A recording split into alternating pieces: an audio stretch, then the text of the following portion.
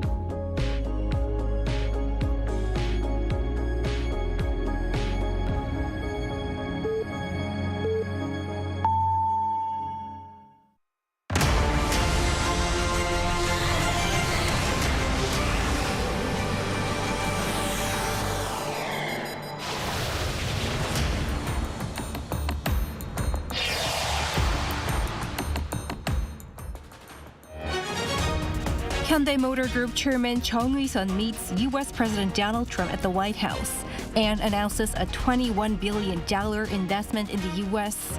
ahead of America's new tariffs next week. Returning to office, Acting President Han Duck-soo revisits the need to tackle the trade war, for which he vows to take the matter into his own hands and lead a task force.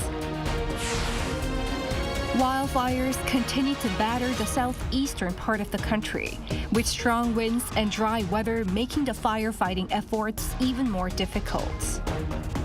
It's March 25th, 8 p.m. in Seoul. This is Newscenter. Thank you for joining us. I'm Yoon Jung-min. Hyundai Motor has pledged an investment of $21 billion in the U.S. over the next 4 years.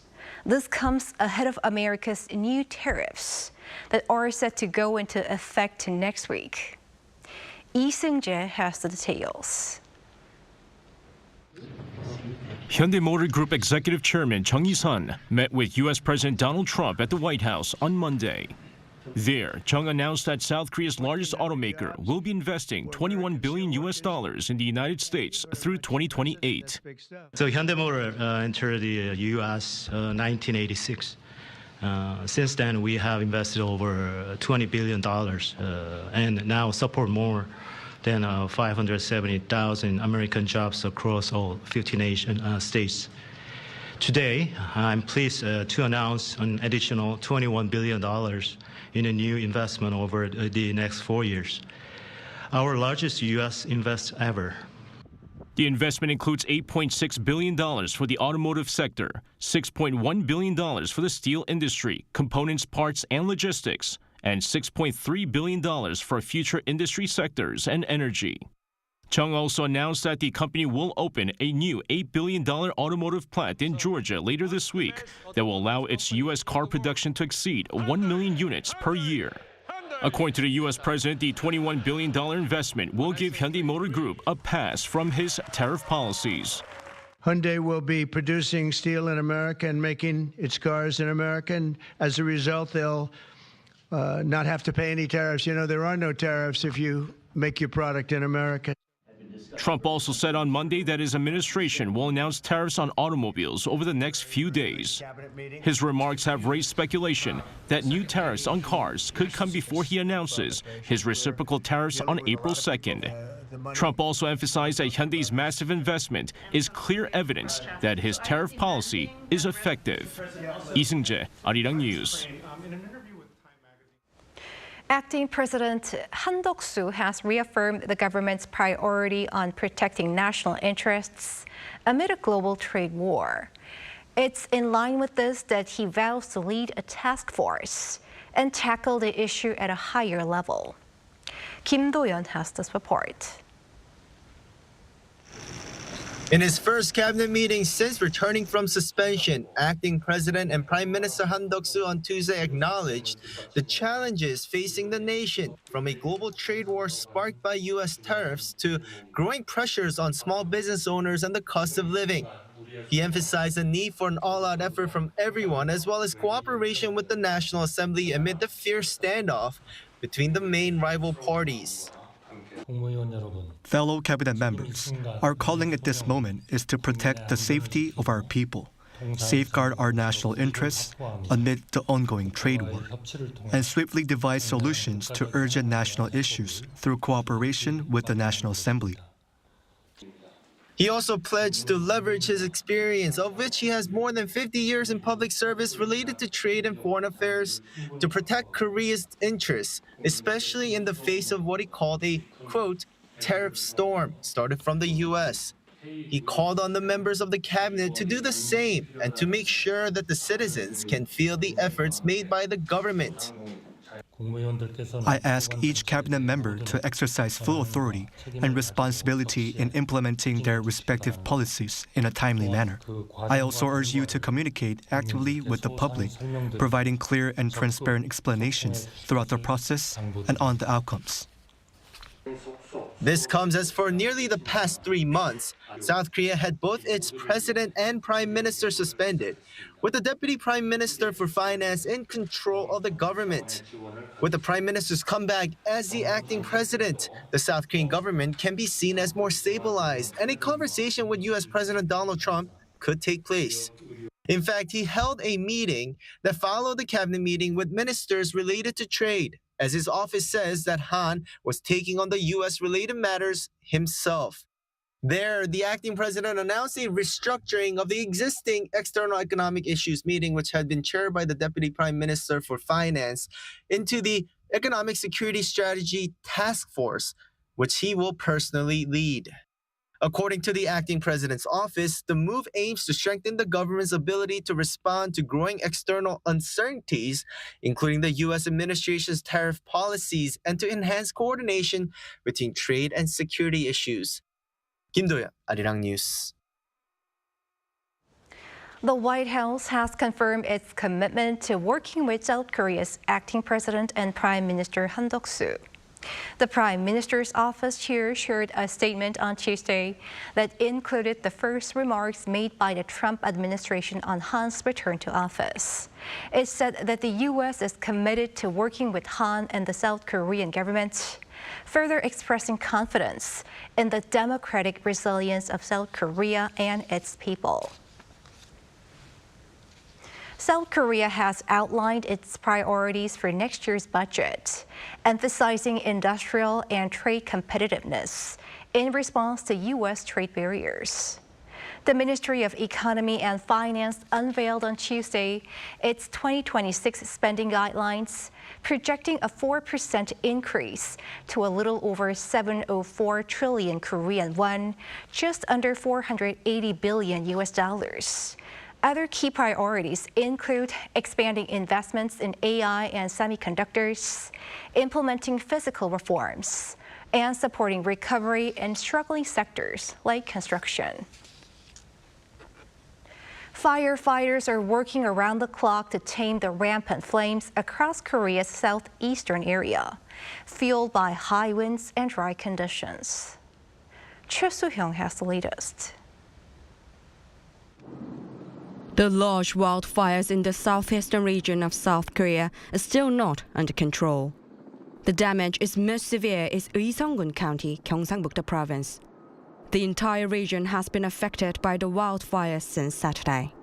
By Tuesday, more than 30 villages were covered in smoke and over 1,500 people had been displaced. More than 150 buildings, including houses, factories and warehouses, have been destroyed. An area of more than 126 square kilometers, roughly the size of 17,600 football fields, has been directly or indirectly affected. This marks the third biggest wildfire in the country's history. Due to strong winds and dry weather, 60% of the fire Uiseong-gun has been contained so far. The Korea Forest Service has stated that the dense smoke is making firefighting efforts more difficult. A firefighter in his 40s was transported to hospital on Monday, marking the first hospitalization of emergency services personnel during the wildfire containment efforts in the region. Currently, the wildfire has spread to nearby Andong city and over 1,000 residents in the surrounding areas have been evacuated.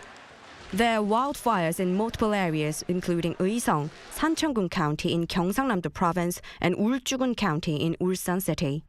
Over 87 square kilometers of forest, which is over 12,000 football fields, have been burned. On Tuesday, the Ministry of the Interior and Safety announced that in total there have been 15 casualties, including 4 deaths. Including Uiseong-gun and Andong City, more than 4,200 people have been evacuated. The country's acting president and Prime Minister Han Duck-soo has called for all hands on deck. The government has declared Sancheong and 3 other regions as special disaster areas, promising full national support for recovery. All firefighting helicopters and ground personnel will be mobilized for rapid containment of the wildfires. Authorities have deployed 110 helicopters and over 6,700 personnel. The wildfire in Sancheong-gun is 80% contained and in Ulju over 98% contained. The Korea Meteorological Administration has reported that strong winds will continue in southeastern areas, including Uiseong-gun, while rain is forecast nationwide on Thursday. Choi Soo-hyung, Arirang News. A sinkhole that opened up here in Seoul on Monday killed 1 person, and authorities now seek the cause of the incident. Park Go-nu reports. A motorcyclist who had been trapped in a large sinkhole in Seoul was found dead at around 11:30 a.m. on Tuesday.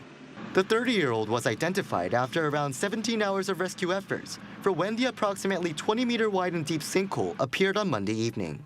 An official explained that the search operations were made more difficult due to thousands of tons of water and soil filling the sinkhole.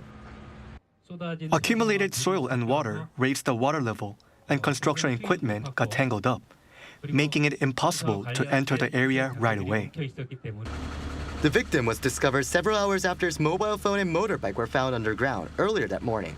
A car driver who passed over the area of road just before the collapse was injured and transported to hospital. The sinkhole appeared in the middle of a road in Myeongil-dong of Gangdong-gu District, Eastern Seoul at around 6:30 p.m. on Monday, affecting 4 lanes of a 6-lane road. Due to concerns of further collapses, 4 nearby schools were temporarily closed on Tuesday. Fire authorities point out a possible link to the nearby subway Line 9 extension project and a burst underground pipeline as potential causes of the incident. Seoul officials plan to conduct a thorough investigation to find out the actual cause with experts and related organizations. An emergency safety measure meeting was also held by Seoul Mayor Oh Se-eun Tuesday morning to discuss follow-up measures. Park Go-nu, Arirang News.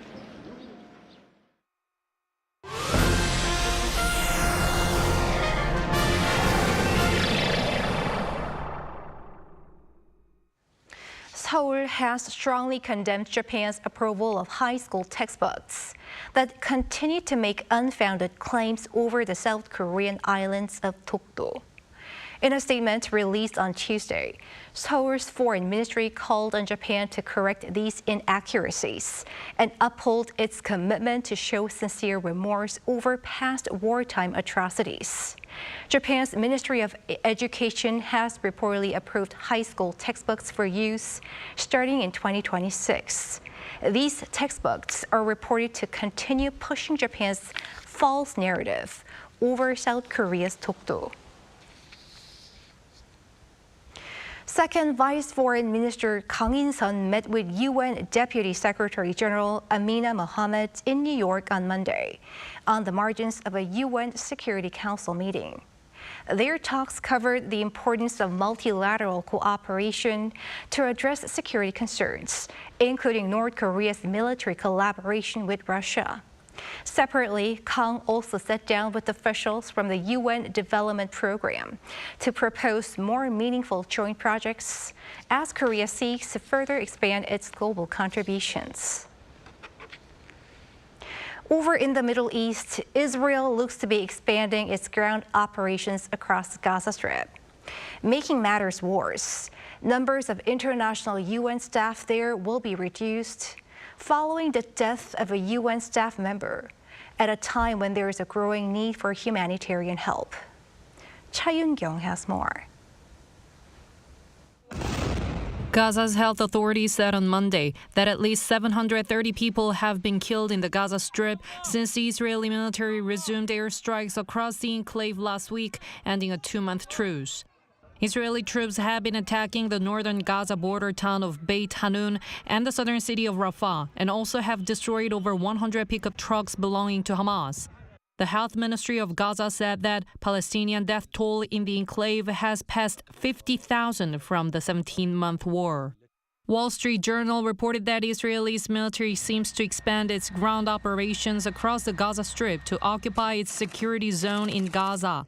Meanwhile, the United Nations announced on Monday that it is reducing its international staff numbers in Gaza due to the risk to its staff. The spokesman said about 30% of the international staff in Gaza were being withdrawn. The strikes hitting a UN compound in Deir al-Balah on March 19th were caused by an Israeli tank shell. Israel denied that it was responsible for the strike. Meanwhile, the air raid alarm was sounded in Tel Aviv on Monday as a missile was launched at Israel by Yemen's Houthi rebels. Cha Yun-kyung, Arirang News. In Saudi Arabia, U.S. and Russian officials held marathon negotiation over a partial ceasefire in Ukraine. Even during the talks, Russia continued attacking Ukraine. Park Jun-han has the latest. The meeting in Saudi Arabia between U.S. and Russian officials on Monday ended after over 12 hours with a draft joint statement. An official joint statement is expected to be released on Tuesday, which a White House source said would be a positive one. Among other issues, the White House said the initial aim of the Saudi talks was to secure a maritime truce in the Black Sea, as it was President Trump's efforts to end the 3-year-old war. Security advisor Mike Waltz also mentioned discussions for a so-called line of control between Ukraine and Russia, which he described as verification measures, peacekeeping, freezing the lines where they are. The talks aimed at establishing a partial ceasefire in Ukraine were held behind closed doors in Riyadh and focused on implementing a limited 30-day pause in attacks. While all parties acknowledged the importance of reducing hostilities, disagreements emerged, particularly about which targets should not be attacked. The White House referred more broadly to energy and infrastructure, while Russia was more narrow in its reference to energy infrastructure. Ukraine wanted to also see other infrastructure like railways and ports protected. Discussions also touched on halting Black Sea attacks to safeguard commercial shipping routes. Meanwhile, on Monday, even as the meeting for a peace deal was underway in Saudi Arabia, Russian forces launched a missile strike in the Sumy region of northeastern Ukraine, which injured almost 90 people, including 17 children. Ukraine's foreign minister criticized Moscow for making hollow statements of peace despite brutal strikes on Ukrainian cities, adding that Russia must stop bombing civilians. According to Ukraine's national broadcaster Sospline, Ukrainian and U.S. delegations will meet on Tuesday for talks. Park Jun-han, Arirang News. K-pop girl group NewJeans, or NJZ, has filed an objection to a court ruling that bans the group from pursuing independent activities under the name NJZ. The group's 5 members submitted the objection last Friday after the court granted an injunction requested by the group's agency Adore. The group had accused Adore of breaching its exclusive contract last November and began independent activities as NJZ. However, those activities are now on hold as the court has ruled in favor of Adore. In other story, happiness is the shared theme of 2 separate exhibitions that seek to ensure you usher in this year's spring with a smile. Lee Yun-jin has more.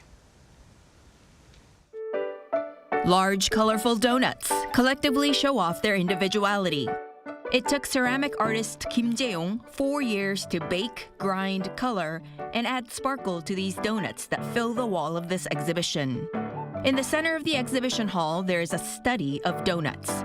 Inspired by the painting Chekkado, which depicts a scholar's books and belongings of the Joseon dynasty, the artist put donuts of different sizes and colors together on a shelf, portraying people exhausted from daily life, leaning on each other.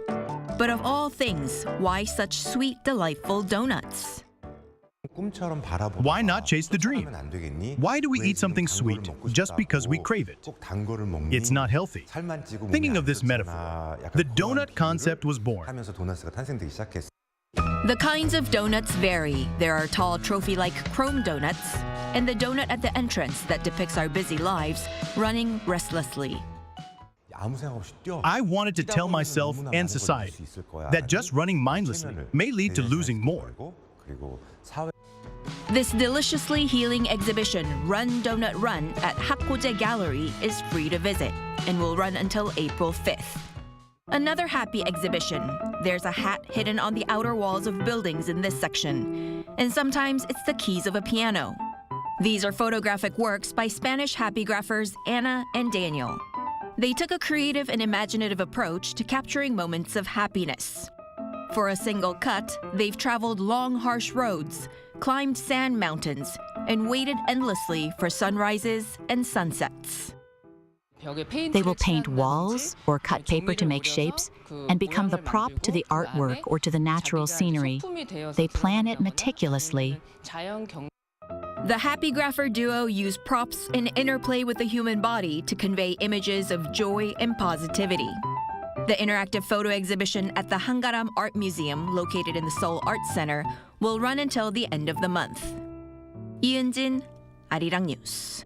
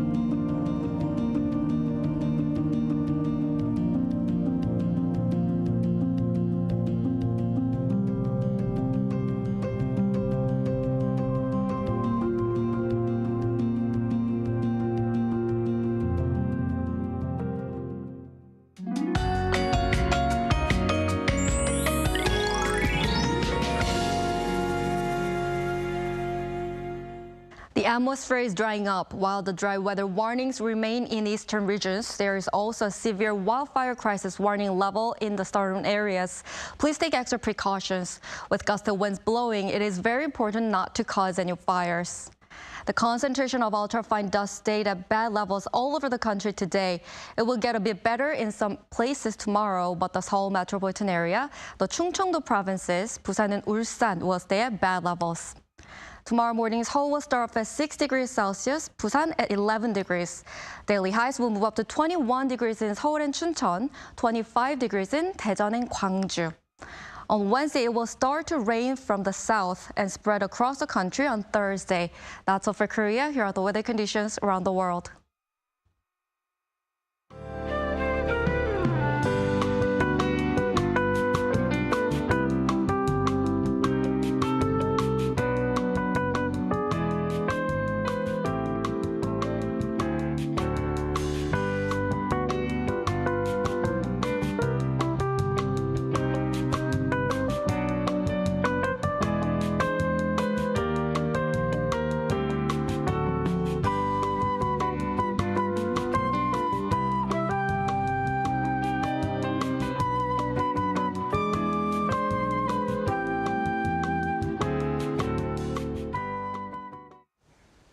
That is Newscenter for tonight. Thank you for watching. A panel session up next.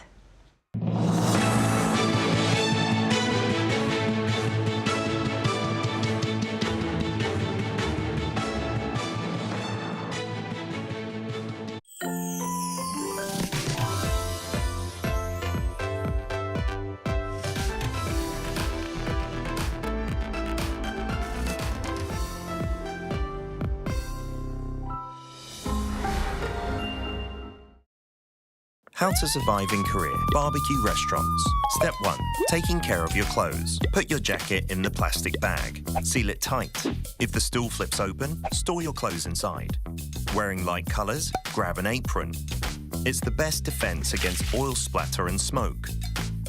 Step 2. Bottomless side dishes. Basic side dishes at a barbecue restaurant. Eat, and eat as much as you want. Side dishes come with free refills. Oh, and if you don't see this sign, just ask, 사장님, 여기 밑반찬 좀 더 주세요. Simple, isn't it? Step 3. Grilling meat. There are various kinds of samgyeopsal in Korea. Place the meat on the grill. Turn it over when golden. And again when it looks done. Again and again and again. Step 4. Sam style. You aren't taking bites of sam like a taco, are you? In Korea, we have it in one bite. A pro tip here. Add only as much as you can handle in a bite. Gotta avoid awkward situations. Step 5. Enjoy the perks. After the meal, enjoy the perks offered at a Korean restaurant. Fabric refreshers get rid of the barbecue smell, while mint candies freshen your breath. Did you survive the barbecue restaurant? Hang on. Are you here with someone you want to impress? Then let's skip the garlic. Who knows what will happen?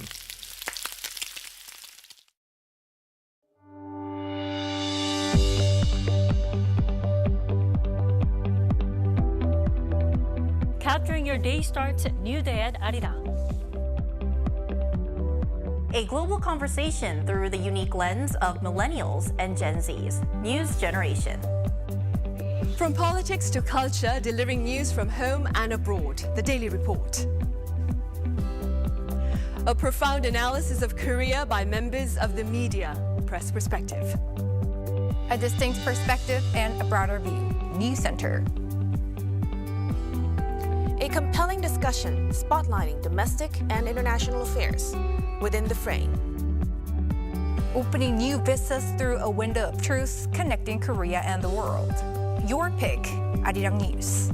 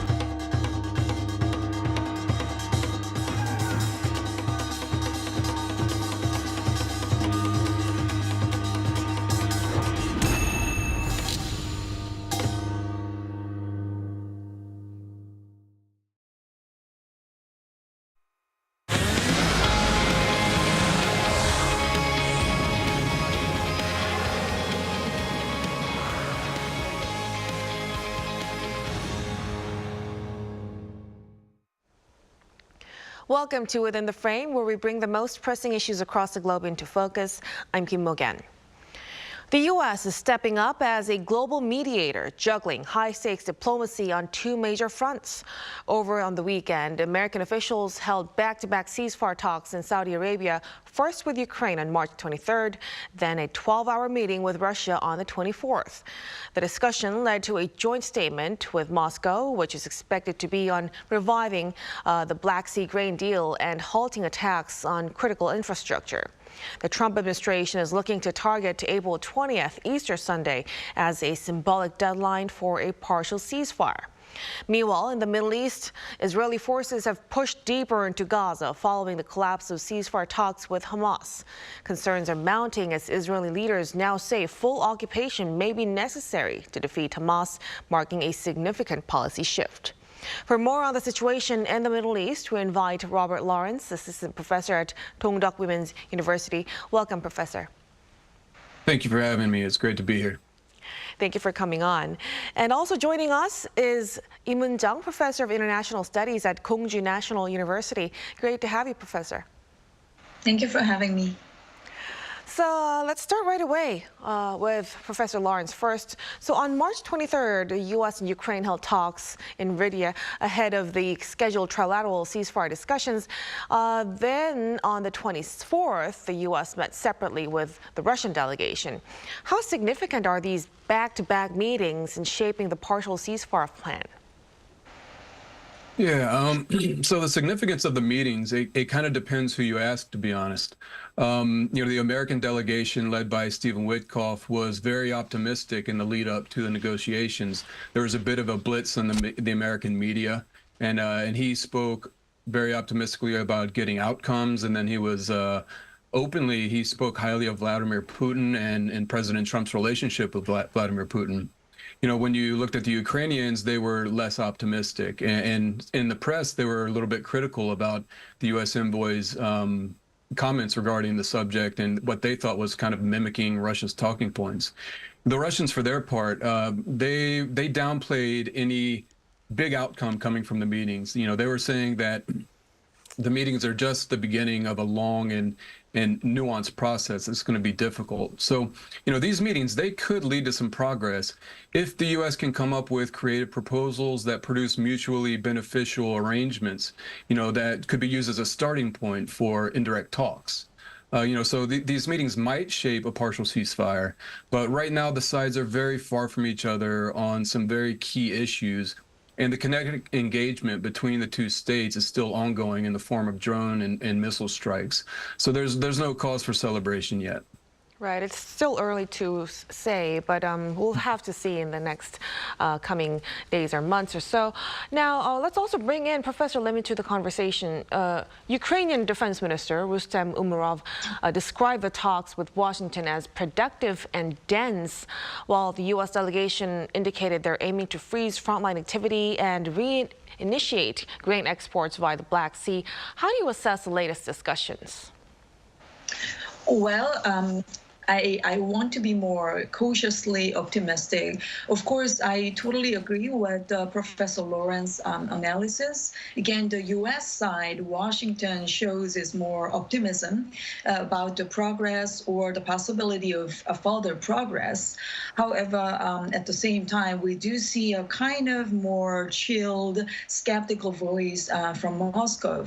I think that reveals, again, there is a kind of fundamental gap between the Russian side and the Ukrainian side. Of course, the U.S.'s role is trying to get the gap between the two narrowed down. However, it is not that easy. Of course, there are many reasons for this war. However, fundamentally speaking, if I just quote Professor Mearsheimer, John Mearsheimer's like a very realistic view in the international relations field, again, he has actually criticized, Dr. Mearsheimer has criticized this Western side, which is led or represented by the U.S.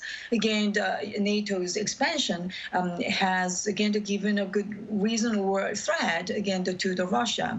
Again, so from Russian Russians' point of view, as long as that kind of threat is removed again from Ukraine, they can't probably accept, the end of the war. So the temporary ceasefire, for example, ceasefire over the energy-related infrastructure can be discussed, or a discussion for the restart of the Black Sea, those crop-related agreements can be also discussed as well. But that does not necessarily guarantee this war can be ended very soon. So that is why the rest of the world is very much worried about, and at the same time want to remain optimistic about the progress between the three different parties. Right. So, well, nothing's finalized yet. It does sound like both sides are trying to lock in some early wins. Now to Washington's talks with Moscow, Professor Lim. The two sides held a very lengthy 12-hour meeting in Saudi. They also agreed on a joint statement, we hear. We hear also that the resumption of the Black Sea Agreement was also top of the agenda. What could the joint statement that they agreed upon entail? And could you also explain for us what's Moscow's stance? Well, we will see during the statement very soon. But as I already pointed out, Russia has a very fundamental concerns about its own security. Of course, that's the vice versa situation. So from Ukrainians' point of view, ceasefire cannot guarantee the permanent peace between the two, or it cannot even guarantee the national security of Ukraine. So that is why they also very much obsessed with the collective defense-like mechanism with the other like-minded countries of Europe. Again, so that is why, as I mentioned, we do see a kind of very deep chasm gap, again, between the Russia and Ukrainian side. Again, it is difficult to narrow down those gaps.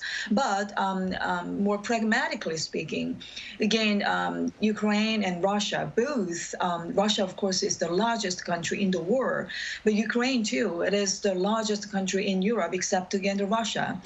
And both countries have been exporters of the energy and at the same time grains, crops, again, the food for many other countries. For example, like African countries or Middle East. So without supplying enough, again, the food, the grain crops for those regions, again, all this humanitarian crisis can be further accelerated. So definitely in order to avoid any of those further humanitarian crises in other regions, that kind of, again, the resumption, restart of the Black Sea agreements, or halt of the attacks over energy infrastructure, those kind of, again, the pragmatic approaches also needed to be done. So I presume, or I guess, through the joint statement, we might see those kind of, again, more pragmatic approaches, or kind of, agreements over those kind of practical issues. But again, I'm more a little bit pessimistic about how far they can go further, again, to end actually the war. Well, that was really helpful context, Professor Lim. Understanding Russia's position will be key as we track how this joint statement actually plays out. Now, unlike a three-party negotiation, the U.S. is conducting shuttle diplomacy, meeting Russia and Ukraine separately. Professor Lawrence, what are the strategic reasons behind this structure, and what does it suggest about the level of trust or lack of between Moscow and Kyiv? Right. So initially, the representatives from separate countries are having meetings at separate times. So the Americans met the Ukrainians on one day, then met the Russians, and then they're planning on meeting the Ukrainians again today in Saudi Arabia. The idea, in theory, is to reach a threshold of agreement where indirect talks are possible. By indirect talks, this time we're talking about having simultaneous meetings. So the Russians in one room, the Ukrainians in another room, and then the U.S. representatives shuttling back and forth between the rooms, trying to narrow that gap, as Professor Lim was talking about before. Regarding trust, or the lack thereof, there's a dismal trust situation between the two countries. Both sides are accusing each other of breaking the energy and key infrastructure ceasefire that was tentatively agreed upon last week via phone. Ukrainians in general, I think, don't trust Putin's ambitions in Ukraine. And they see no indication that Putin has any ambition to actually get a peace deal secured. Russia, for its part, it doesn't trust Ukrainians' ambitions regarding a realignment towards the West. So even when we're talking about agendas going into this meeting, I think there's a lot of big differences. There are a lot of big differences. So Russia wants to dictate the terms of any agreement, and they want their demands met before they move forward. They're also happy to draw out negotiations because right now I think they see themselves on the front foot. Ukraine, on the other hand, they want the Americans to put more pressure on Russia so that if and when there are indirect talks, they're going to be in a better position. And they also, of course, want quick results while they still have the Kursk region as leverage. So, disagreement and distrust are in abundance in these talks in Saudi Arabia right now. Right, that's a crucial point since, this separate track diplomacy really does highlight how fragile trust remains between Kyiv and Moscow. Now, as for the outcome of the talks, there are reports that the Trump administration has set April 20th, Eastern, both Catholic and Russian Orthodox calendars, as a symbolic target for a ceasefire deal. Is this timeline realistic? Professor Lawrence. Well, I think peace by Easter sounds nice to a lot of ears, but to be perfectly honest, I think 3.5 weeks is pretty ambitious. All indications out of the Kremlin are that Moscow is prioritizing bilateral relations with the United States regarding NATO expansion and sanctions relief. They were prioritizing this over a peace deal with Ukraine right now. So if Moscow isn't pressured into making real commitments, towards some sort of a deal, I think they'll probably gladly delay by adding demands and leveraging the U.S. desire for a speedy conclusion to maximize concessions in their negotiations. That may lead for a more space for some sort of a grand bargain. But given Putin's general global perspective, the way he positions himself globally, I think that's unlikely. For years now, he's been unhappy, with the world order that came about after the fall of the Soviet Union, U.S. hegemony and unipolarity. I think we're no longer in that moment, but he would like to speed that along into a multipolar world. He's openly spoken about preferring a multipolar world in which great powers have their spheres of influence.